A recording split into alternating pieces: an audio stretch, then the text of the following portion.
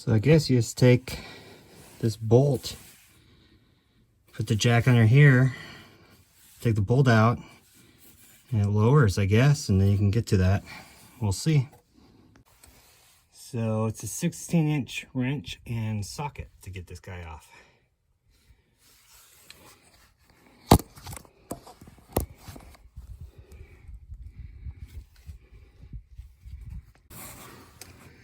So the bolt's out.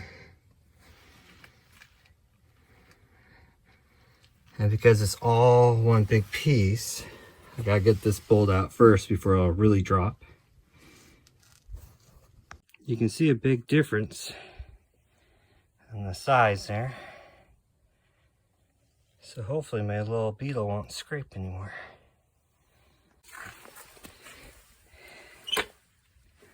Don't think you can see it, but